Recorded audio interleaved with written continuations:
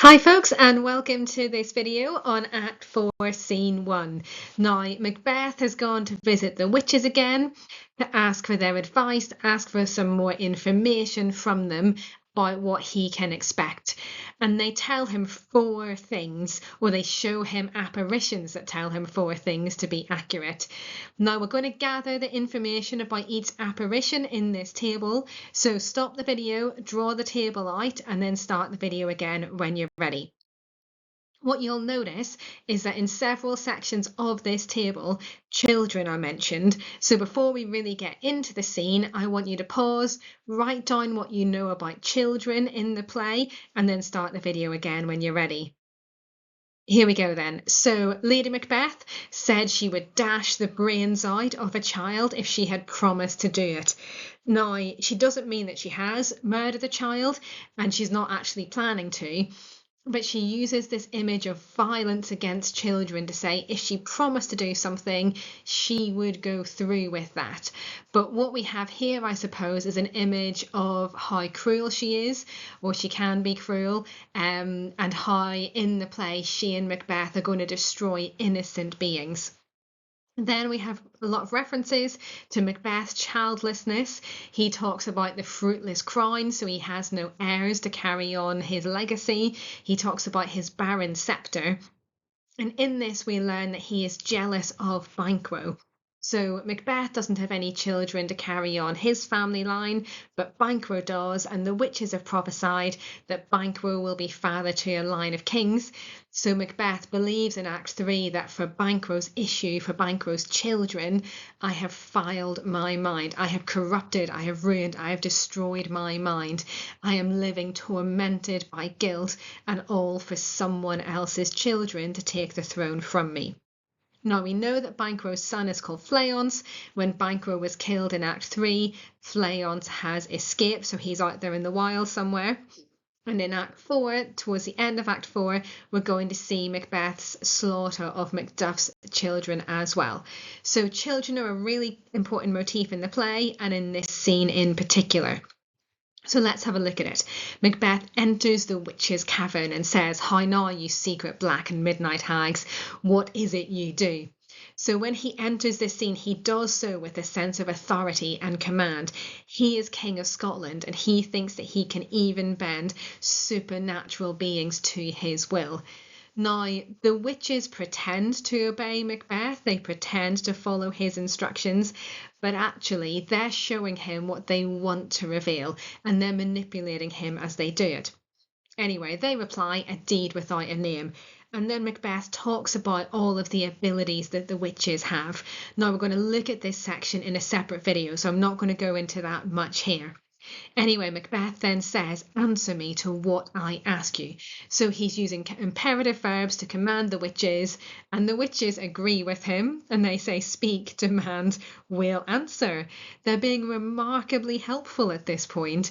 Now, anyone else would be a little bit suspicious, but Macbeth isn't. He's authoritative, he's the king, so of course they're going to obey him. And the first witch gives them an option and says, "Say if thou'dst rather hear it from our mouths or from our masters." Now, what are these masters? What are these other beings? Well, Macbeth is going to risk it, and he says, "Call them, let me see them." And the witches finish the potion, pour in sow's blood that hath eaten her 9 farrow, grease that's sweating from the murderer's gibbet, throw into the flame. So they add some more horrific ingredients into their potion, and then they finish the incantation, "Come high or low thyself and office deftly show." Then we have thunder and an apparition, so a ghost or a vision of an armed head rises. And Macbeth says, "Tell me thy unknown power." So he tries to command the apparition, and the witches tell him to stop. And the apparition says, "Beware Macduff, beware the Thane of Fife." Okay, so this is our first prophecy, our first vision, and it's an apparition of an armed head. An armed head means a head with a helmet on. Well, think about which heads we have seen in the play that are wearing armour. And the first one that comes to mind is MacDonald's head at the start of the play. Now, Macbeth decapitated MacDonald and put his head up on the battlement as a symbol of what happens to traitors. And actually, at the end of the play, Macduff decapitates Macbeth. And his head is again a symbol of what happens to traitors. So the fact that it's an armed head is foreshadowing what's going to happen to Macbeth later on. However, Macbeth is thankful for the warning and he's going to beware of Macduff. So if you need to stop the video, jot down the notes, then you can start the video again when you're ready. Right, now here's the second apparition. So the first which says, he will not be commanded. Right, here's another more potent than the first. So another apparition arises, and this is a bloody child. And the apparition says, Macbeth, Macbeth, Macbeth. Macbeth says, had I 3 ears, I'd hear thee. And the apparition, be bloody, bold, and resolute. Laugh to scorn the power of man, for none of woman born shall harm Macbeth. Now, the apparition says, be bloody, bold, and resolute. This means be confident, because the information that the apparition is about to give Macbeth is going to trick him into thinking he is invisible. The apparition says, laugh to scorn the power of man, for none of woman born shall harm Macbeth. And Macbeth's thinking, well, every single person has got to be born of woman. There isn't anyone on the planet who isn't born of woman. Now, you might know what happens in the story, and we learn later on in the play that Macduff has been from his mother's womb untimely ripped, as in he's been born by C-section.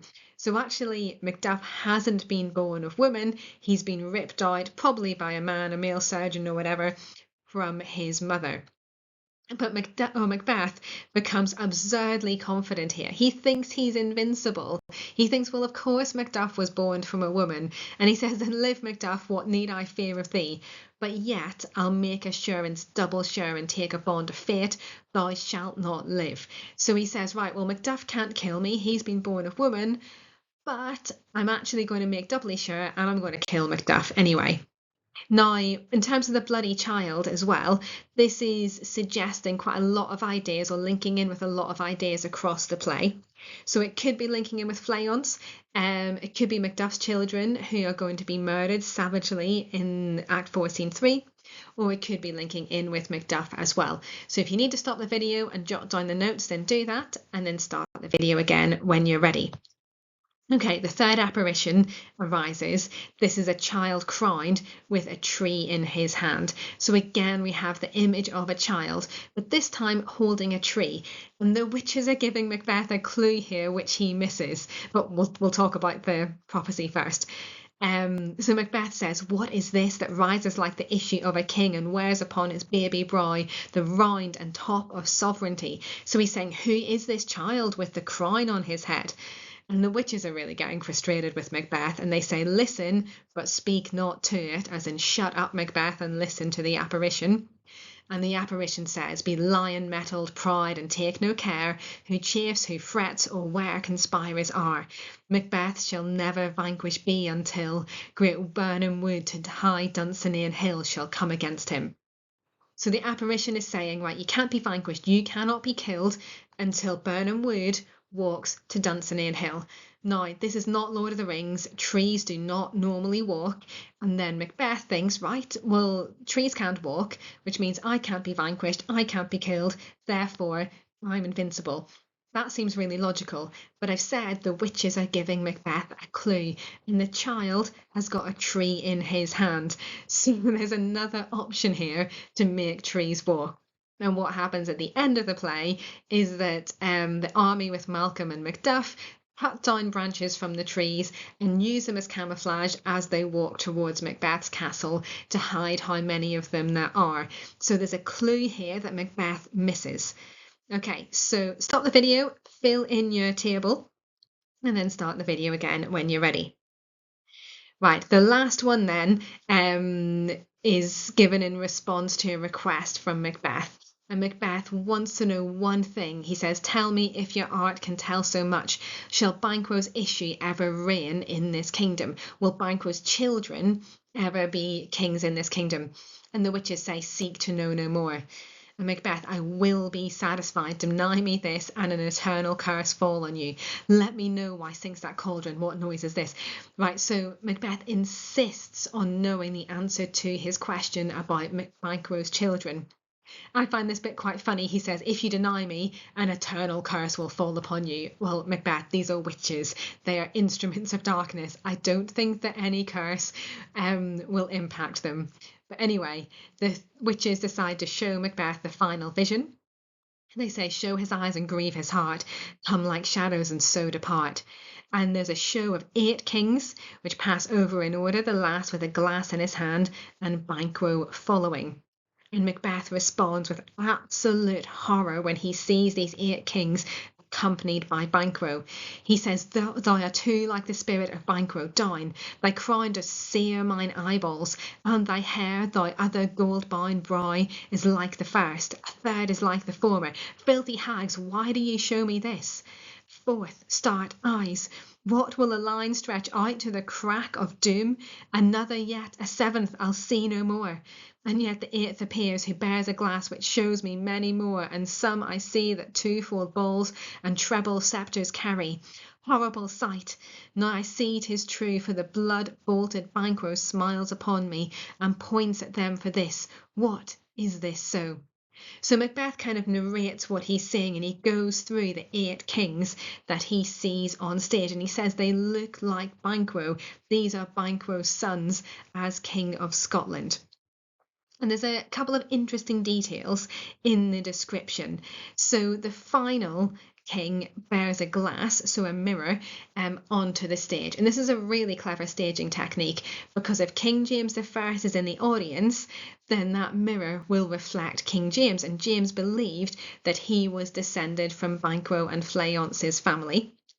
And another interesting detail, which is in here to flatter King James, is the twofold bowls and treble sceptres.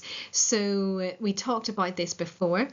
A king would not just have the crown, but they would also have the orb and the sceptre as well, which are symbols of kingship. But it's not just one orb, it's 2, and it's not just one sceptre, it's 3.